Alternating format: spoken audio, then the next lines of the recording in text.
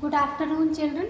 This is Varuna Sharma and now we are in 9th class. अभी हम 9th class में हैं बेटा, और 9th class का आज हमारा जो टॉपिक है वो कंटिन्यूएशन में है। लास्ट वीडियो में हमने एक्सप्लेन किया था, बताया था एपिथेलियम टिश्यू के बारे में। एनिमल टिश्यू हमारे स्टार्ट हो चुके थे, जिसमें हमने फर्स्ट एपिथेलियम टिश्यू कवर किया था, जिसमें हमने उसकी डिफ़ाइन की थी, एपिथेलियम टिश्यू के कैरेक्टरिस्टिक्स किए थे और उसके फंक्शंस किए थे। Fine.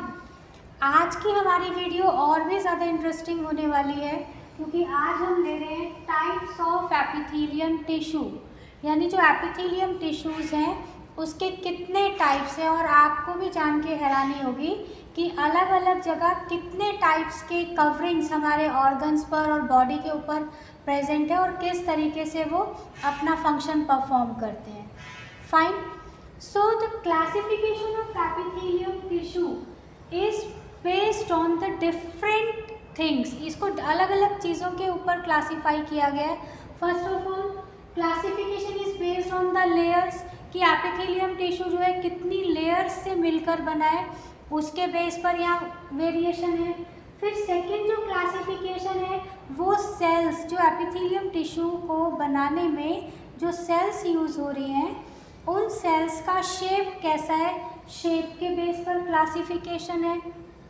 And third one is the classification is basis on the functions, जो टाइप्स ऑफ टिश्यूज़ हैं वो अलग अलग ऑर्गन में किस तरीके से अपना फंक्शन परफॉर्म कर रहे हैं उसके बेस पर क्लासिफिकेशन होगा। फाइन। तो अभी हम सबसे पहले यहाँ पर कवर करते हैं क्लासिफिकेशन और types of epithelium tissue on the basis of layers.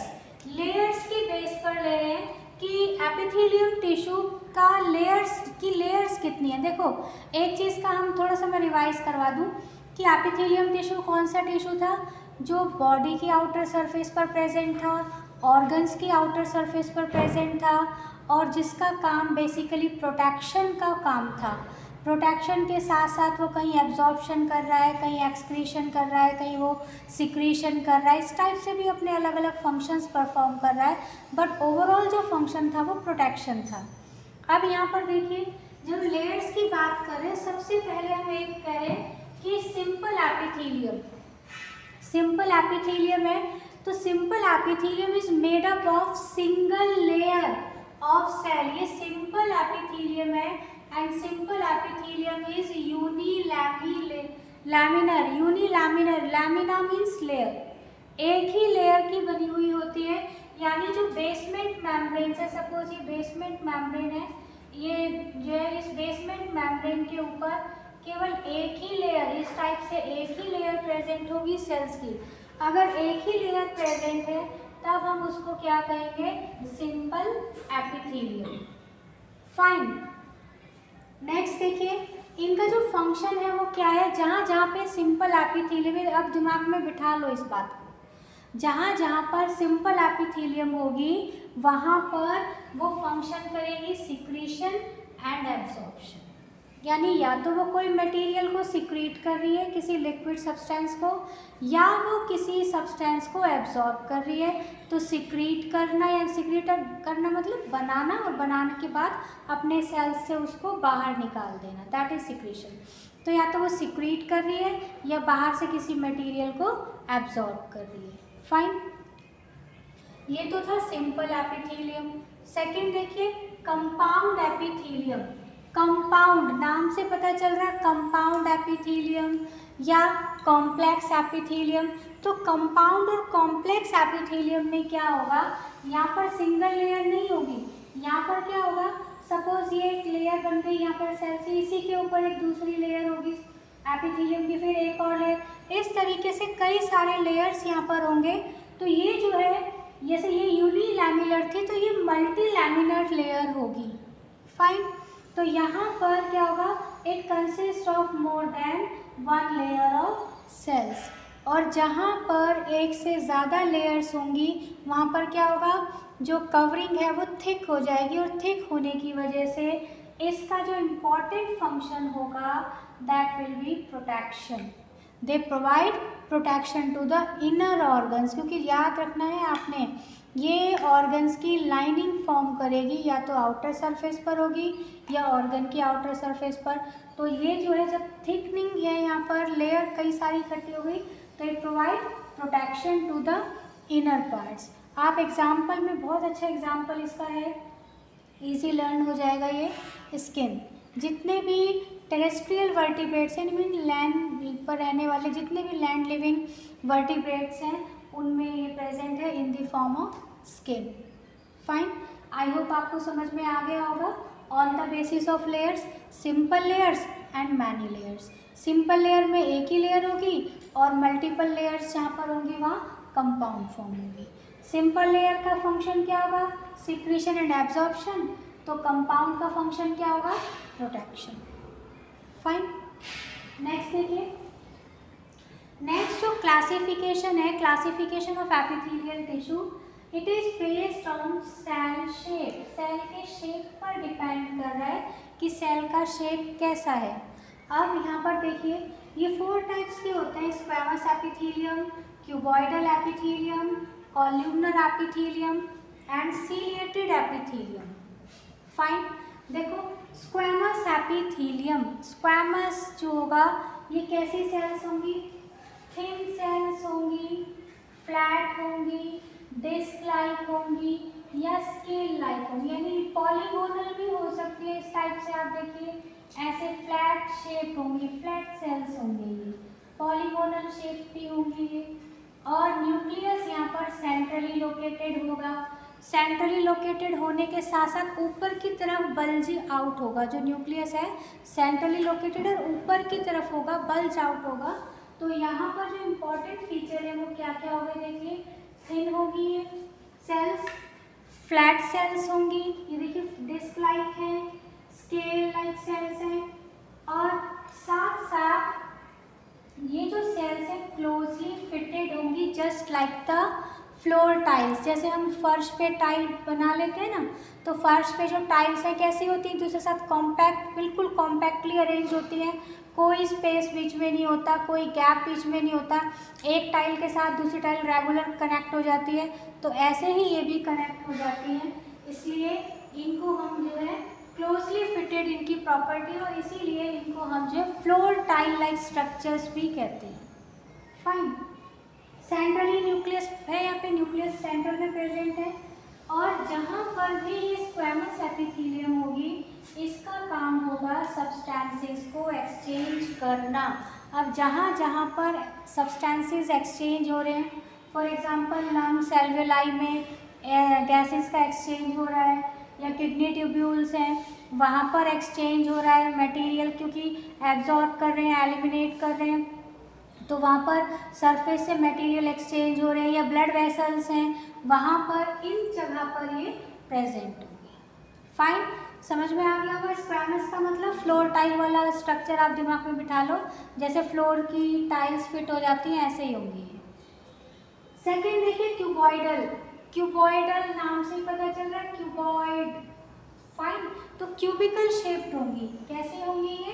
Cubicle shaped होंगी, और क्यूबिकल शेप, क्यूब में क्या होगा? जितनी हाइट है उतना ही उसका क्या होगा? लेंथ होगा, और उतना ही उसका डेप्थ होगा।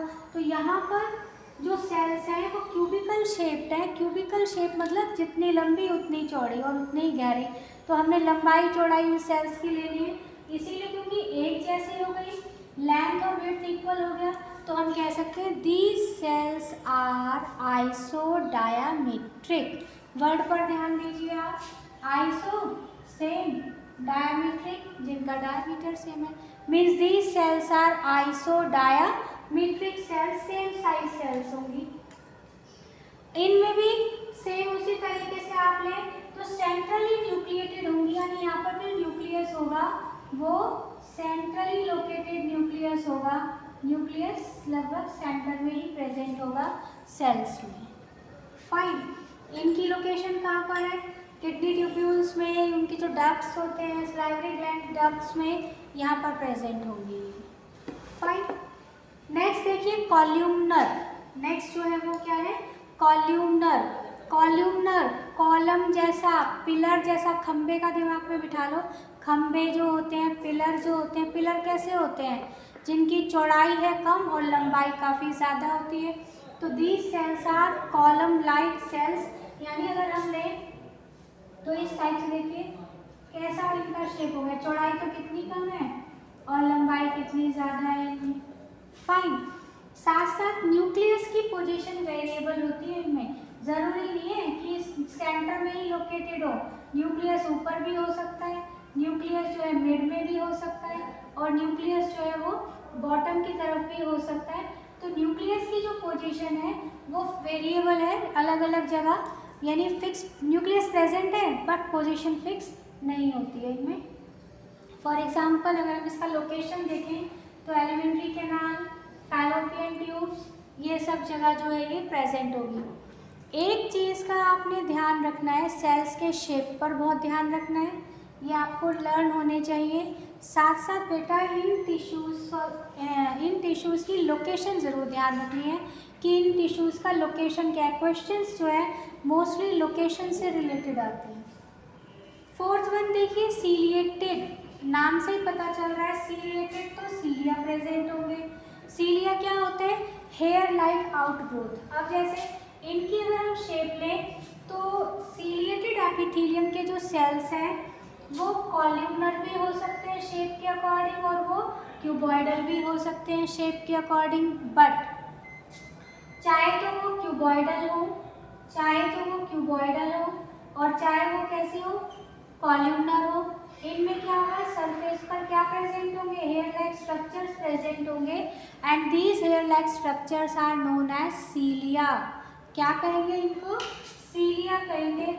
और ये आप ध्यान रख लें, दिमाग में बिल्कुल अच्छे से लर्न ही कर लें इस चीज़ को, जहाँ सीलिया प्रेजेंट होंगे वहाँ वो कोई ना कोई सब्सटेंस के मूवमेंट में हेल्प करते हैं, क्योंकि सीलिया का फंक्शन होता है मूवमेंट प्रोवाइड कराना या मूवमेंट को सपोर्ट करना।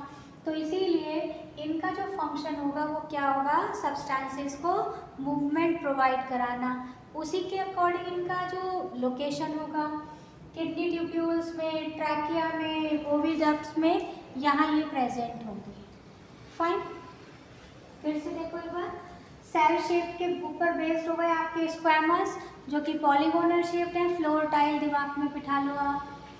क्यूबॉइडल में क्यूब का स्ट्रक्चर, जितनी चौड़ी उतनी लंबी सेल आइसोडायमेट्रिक हो गई। कॉल्यूमनर में पिलर जैसी हो गई।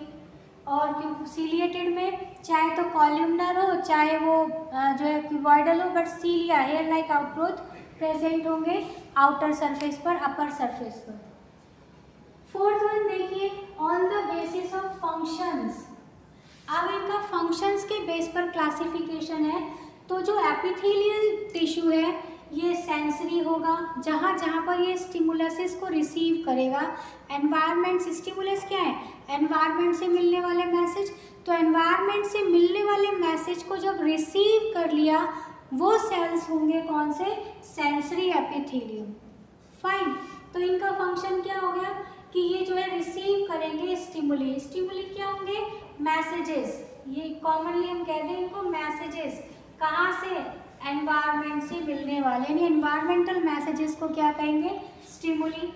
और ये कहाँ प्रेजेंट है? सेंस ऑर्गन्स में प्रेजेंट है, जैसे कि आईज हैं, ईयर्स हैं, नोज हैं, यहाँ इनके एपिथेलियम पर प्रेजेंट होंगे। फाइन। सेकेंड देखिए, एक्सक्रीटरी। अब एक्सक्रीटरी है तो वेस्ट के रिमूवल में हेल्प करेंगी, और वेस्ट का रिमूवल जो होगा वो कहाँ है? किडनी ट्यूब्यूल से रिलेटेड है, यानी यूरिन फॉर्मेशन। तो इनका काम क्या होगा कि यूरिन को एक्सक्रीट आउट कराने में ये हेल्प करेंगे। तो इनका फंक्शन एक्सक्रीटरी फंक्शन हो गया, रिमूवल को वेस्ट कराएंगे, करने में हेल्प करेंगे। और लोकेशन क्या हो गया? Lining of Bowman's capsule. और जो बोमेन्स कैप्सूल है कहाँ प्रेजेंट होता है? किडनी में। किडनी की जो सेल्स होती है नेफ्रॉन्स, उनमें प्रेजेंट होता है अपर पार्ट में बोमेन्स कैप्सूल। थर्ड वन देखिए, जर्मिनल एपिथेलियम। जर्म, जहाँ पर जर्म वर्ड आ जाए बायो में, इसका मतलब वो रिप्रोडक्शन से रिलेटेड हो गया या किसी नए पार्ट को प्रोड्यूस कर रहा है। तो जर्मिनल एपिथेलियम, अगर एपिथेलियल टिश्यू गोनैड्स में प्रेजेंट है, गोनैड्स मतलब ऐसे ऑर्गन्स जो गैमीट बना रहे हैं यानी सेक्स सेल्स बना रहे हैं, और हमारी बॉडी में ऐसे क्या ऑर्गन्स हैं, मेल में होती हैं टेस्टिस जो स्पर्म्स को प्रोड्यूस करती हैं, और फीमेल में होती हैं ओवरीज जो ओवा को प्रोड्यूस करती हैं। तो गोनैड्स क्या हो गए, टेस्टिस एंड ओवरी।